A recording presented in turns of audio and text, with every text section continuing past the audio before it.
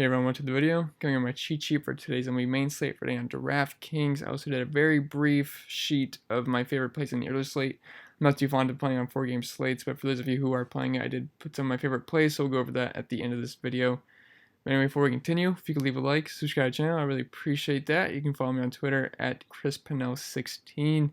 And if you want access to this cheat sheet, my Slack chat, projections, some other stuff as well, probably forgetting something, you can hit the link in the description below and it will take you to Patreon, which is what this is. And then it'll take you here and you can have access to whatever you feel like you want to have. UFC, we've been killing UFC this year. I know those of you who have been following it, Andrew's been on fire. I don't need to go over that every time because he's been on fire. And he's on a cruise right now and he's still putting in the UFC and PGA work. So respect to him. Shout out to him for doing that. And then we have the NASCAR model. I revamped the NASCAR model, so it's going to be a little bit newer for those of you who have that. And then NFL coming out in September. Very excited for NFL. I love football, and I'm sure most of you do too. Most popular DFS sport, so I'm very excited for that. And then we have the MLB model, which is in full force right now. I'm spending hours a day on that thing, just because you know how much stuff there is for MLB, NASCAR and UFC bundle, and the All Access for $20, which has been very popular. Because if you look at all these, it's a pretty good value. And you get access to all the Slack chats as well. And anyway, and also I will say for MLB and that stuff, we do an example cash lineup for PGA and UFC, but for MLB I don't give out lineups, so don't think I'm a lineup provider for that, because I don't want you to sign up and be like, oh, what the heck, I'm not getting lineups. I don't sell lineups for MLB. Andrew likes to do an example cash lineup for those, but for MLB I don't do that. Just so disclaimer. And if you do get access to that, I'll show you an example of the pitching model. Let's go over the pitching model really quick. So pretty much it's got every single thing you need on here. We got salary, pitcher stats, splits versus lefties, splits versus righties. And then we got Vegas when that comes out, what time the game's starting, opponent info for the matchup info, and all that good stuff, park factors, home team. So a lot of good stuff on there. I think it's what I use to make my cheat sheets every day. And if you like the cheat sheet, I think this will help you, because then you get the numbers behind it. Because I don't like to put a bunch of boring numbers in the cheat sheet, because then the video can get boring. And I know some of you don't even really care about all the numbers. You just want to see who I like. But if you want a more in-depth breakdown, we got that right there. Anyway, that's enough plugging and commercial time. I'm sorry for doing that every video, but I got new people that watch the videos every single day. And if they don't know about it, I got to do that. All right, so anyway, let's get into the cheat sheet. So SP1 for me is going to be Trevor Bauer, and it's not really close. He's 11,000, which I don't like, but it's still Trevor Bauer. He's got a lead upside.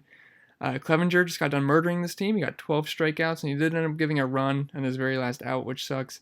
But he's still in a tremendous game. I think Bauer can have similar success. He's got a very long leash. He's thrown over 110 pitches per game. He's got big K upside as well. I know versus Detroit recently, not the most recent 2 games, but the game, I think the 3rd game after that, he had a complete game shutout, and so he's got that kind of upside. So I do like Trevor Bauer a lot. And we don't have a Coors Field slate, and there's really not a lot of expensive offenses I'm too interested in, so it's going to be pretty easy to afford him. Thank goodness there's no Coors. I'm tired of Coors just sucking. Although they kind of but they kind of, Story and Blackman saved themselves in the bottom of the 9th. But other than that, it's pretty disappointing. And then, so SP2, I'm liking Tanner Roark at the moment, 7,500. We're going to have to find value somewhere. I do think Roark can be a boring 15-point kind of pitcher.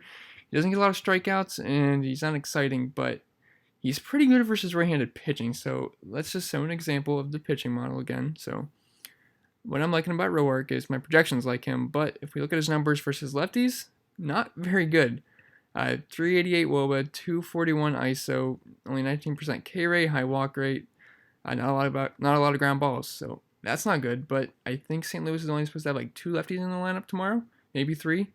And if we look at his splits versus righties, that means he's gonna have a right-handed heavy lineup. I'm liking the numbers I see. Only a 235 WOBA, 0.067 ISO, and a 27% K rate. So I'm really liking Tanner Roark tomorrow, especially if that lineup comes out with a lot of righties. So yeah, I think he's my favorite SP2 for sure. And then, so that's enough freebies there. So anyway, and then I do like Roark. And then, although the ballpark's not good, I will say, but yeah, I mean, if you want to give up 2 runs, 2 or 3 runs, maybe 5, 6 strikeouts, I'd be just fine with that. And then I also like Syndergaard and Mad Bum, so they're both pitching in San Francisco, and this game is the lowest over/under on the slate of 7, as I seen earlier. And they're both solid pitchers, not a ton of upside, although Syndergaard does have some upside sometimes, but sometimes he doesn't. So he's been kind of guy this year, but it's a good pitcher's park, and they're both in pretty solid matchups. Syndergaard going against the Giants, who just don't have a ton of power. Although in Coors, they said forget the numbers, they just went off. Which, most teams do in Coors anyway. The Mad Bum just versus the Mets. I do prefer lefties versus the Mets. And then at catcher, we got Jason Castro at 3,800. Fires hasn't been too bad this season, I will say. He's actually been pretty solid versus lefties, but he's going to be pitching in Minnesota, which is a park downgrade for him. And Castro has been very good versus right-handed pitching this season with a 325 ISO. So don't mind him. And I do like the Twins tomorrow. And then Alex Avila at 3,900. He's always been very good versus right-handed pitching, and Davies can't strike out lefties with only a 13% K rate, so I don't mind going to Avila. And then if you don't like those guys, just punt the position. And then at first base, we got Dietrich/Votto. So Votto will be in the lineup for sure, but Dietrich, he got injured in the game, so just make sure you check his status. But Hudson has some of the biggest splits in the league when it comes to righties and lefties. He's kind of like Roark, where he's pretty good he's actually very good versus righties. But when it comes to lefties, he's not very good at all. So don't mind the lefties here from Cincy, and they're all pretty cheap, and we're in a good ballpark for hitting in Great American Ballpark. And then Jake Lamb, 4K, he had a pretty good night last night, and he's always been played versus righties, and I like all the lefties here versus Davies. And then Matt Adams, 4,200, bunch of lefties I like at first today, but Adams finds himself in a decent spot versus Teheran, who has struggled with lefties in his career. Although I will say this season he's actually doing pretty decent versus lefties, but I still think Matt Adams is a better choice is a better hitter versus righties than Teheran is a better pitcher versus lefties, is what I should say. And second base, Scooter Gennett, 3,600. He continues to not really do much, but this is a great spot versus lefty. Great spot as a lefty versus Hudson. And then Dietrich, where I talked about, and Altuve, 4,200. I think he just swept the bag a little bit ago, if I just remember. So that's good for those of you who played him. And then he's just too cheap versus a very hittable pitcher in Matt Harvey. And then third base, Alex Bregman, 4,900. Really not a ton of good options on offense tomorrow, but the Astros do stand out as a spend up versus Harvey. And then Moustakas, 4,700. Brewers are in a half decent spot versus Kelly, who isn't terrible, but he isn't unhittable either. He only has a 14% carry to lefties, so the ball should be put in play here and put in the air. He does have a pretty decent fly ball rate versus lefties, so don't mind them. I'm not in love with the spot, though. And then Jake Lamb already talked about. Shortstop. I'm not liking shortstop for any values. That might change after we see some lineups, but looking like a spend-up spot at the moment. So we got Jorge Polanco, 4,600. He's a much better hitter as a lefty, and the Twins are one of the top, if not the top offense on the slate, so I don't mind him. Bregman we talked about, and Trey Turner, like I just said, not seeing a lot of cheap shortstops. But Trey's got 220 ISO versus righties, so he's been much better versus righties this season. He's got elite speed, so I don't mind Trey Turner. And then in the high-end outfield, Christian Yelich, 5,700. Basically, he's probably going to homer, so it just depends how much you want to pay for a home run tomorrow. But seriously, in terms of projections, he's the top play tomorrow going against a righty, but I'm not sure we have to. I'm not saying he's like a core must-have play tomorrow. I do think there's better options for cheaper, but in terms of raw projection, he's, on a nightly basis, he's most likely to probably score the most points.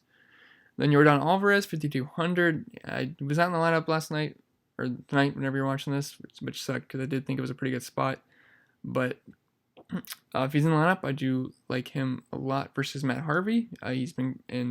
Alvarez has been crushing righties so far this season, so it's a smaller sample size, but he's got a lot of power.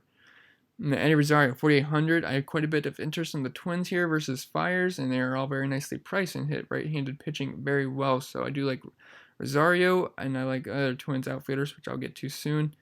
Then in the mid-range outfield, we got Michael Brantley, 4,500. You guys know he's my guy, and he just homered a little bit ago, so that was awesome. Had him as a core play.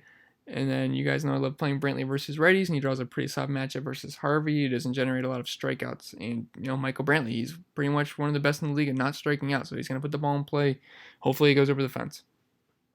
Although I'll take a couple doubles anyway. Then Max Kepler, 4,500. You guys know I love Kepler too, so two of my favorite guys in the league are in great spots at great prices tomorrow. So basically just what I said about Rosario, and I do have Kepler as a core play. And then Nelson Cruz, 4,500. I'm quite a bit. I already said that. But I know he's a righty, and actually righties do fare better versus fires. So maybe people don't go, no, maybe people don't play Cruz as much as they would versus lefty, but I do think it's a good spot. And Cruz has been smashing righties this season. I think he's got 230 ISO versus them, so there is plenty of upside there. And I mean, you could easily stack the 3 Twins outfielders in a lineup. It's not hard at all. Then in the value outfield, we have Jesse Winker at 4K. Like I said, I prefer the lefties versus Hudson. He should be leading off in a great park for hitting. Adam Eaton, 4K. I think the Nationals stack is somewhat interesting versus Teheran, although I mean I don't think he's a gas can, but I mean they are pretty good offense the first 4, so I don't mind going with them at a lower owned GPP stack, but definitely not core plays. And then Jordan Luplow, 3,800. I don't think anyone's going to play him tomorrow, but he's been elite versus lefties this season with a nice one near 400. And boy, he's a good pitcher, but he has an extremely high strikeout rate, but there is low owned homer upside here. He does give up some hard contact to righties too. I think it's over 200 ISO, so if we can get a hold of one, could go deep. And I believe he homered versus Matt Wood not too long ago. We got some of the core plays. We got Trevor Bauer, 11K. I love him tomorrow. And Kepler and Brantley both at 4,500 in great spots. Then the top stacks are making with the Twins, the Astros, the Brewers, the Reds lefties, and the D-bag lefties. I think that's a sneakier spot. And I'll fill the rest out for Patreon members. And if we go to some of the plays for the early slate, at pitcher, we got Chris Sale going against, I got to remember who they're playing against. Chris Sale going against Toronto. I know he's been pretty disappointing, but I'm not seeing anyone else I really want to spend up on. I don't want to play Nola versus the Dodgers. So Chris Sale, 10K. I think he's going to get the easy win tomorrow. Hopefully he stops sucking for where he's priced, but he's got plenty of upside. Caleb Smith at 9,200, not in love with the spot, and I can't imagine him having much ownership whatsoever. So it's more of a GPP play, but I do prefer going with the Sale and Keller combo. So Keller, 5,500. Sparkman just absolutely dominated the White Sox not too long ago, and Keller's a better pitcher than him. I don't think Keller's a very good pitcher, but I do think he's in play, and I think Danny Duffy's having a pretty good game right now as well, so I think that trend can continue. So I don't mind Keller, and it really opens up your lineup to play the Red Sox, which I pretty much think is what you're going to have to do tomorrow, play the Red Sox if you're playing the early slate. So Christian Vasquez, he's the only catcher I have listed, and that's because that's the only catcher I really like at the moment. If there's some value catchers that open up, maybe I'll be interested, but I wanted to spend it for Christian Vasquez at 4,500. He's been very good versus lefties. Thomas Pannone, I think I'm saying that right. It's looking like he's going to be called from AAA to start Thursday's game against the Red Sox. And, the bullpen's bad as well, so I do like the Red Sox a ton. First base, we got Michael Chavis, 4,600. He's been pretty good versus lefties. I just like the overall stack. Jock Peterson, 4,300. He's pretty cheap, and he's going to be leading off. I don't like picking on Nola at all. He's been pretty darn good. So, I mean, Dodgers aren't core plays for me tomorrow like they have been, but they will be at lower ownership. So if we want to take a stab at that at depressed prices, I do think that's kind of interesting. And then second base, Whit Merrifield versus a lefty. He's got elite power versus, not elite power, but he's got an ISO above 200, and he's got elite speed. So I do like Whit Merrifield tomorrow. Michael Chavis, we already talked about. I know I have these higher priced bats, but if we're going to do Chris Sale and Keller, we got a lot of salary to work with, so salary is not going to be too much of a hindrance tomorrow. And at third base, we got Devers, 5,300. I know he's facing a lefty, but no one seems to play this guy. They leave him off stacks, and he's going to see a righty at some point, and he can still hit off the lefties anyway. So I don't mind going with Devers. And then Hunter Dozier, 4,600. He's going to be seeing a lefty, and he's been pretty good recently. He's just been pretty good all year as well, so I don't mind Hunter Dozier. Then shortstop, Xander Bogaerts, just an elite part of that Red Sox stack. Manny Machado, 4,400. I know I like Caleb Smith, but Machado's been really, really good versus left-handed pitching, and Caleb Smith allows a lot of hard contact, so I could see a cheap home run there. But not a good park for hitting, so that's why I'm giving Caleb Smith the advantage there. And if we go to the high-priced outfield, Mookie Betts obviously leads the way because he's 5,500. I like JD more, but this is the high-priced outfield. I do think he's an elite play, but Merrifield, we already talked about. Jorge Soler, 4,600, just cheaper righty power versus, was it Detweiler? I think, yeah, Detweiler. And then the mid-range outfield, we got JD.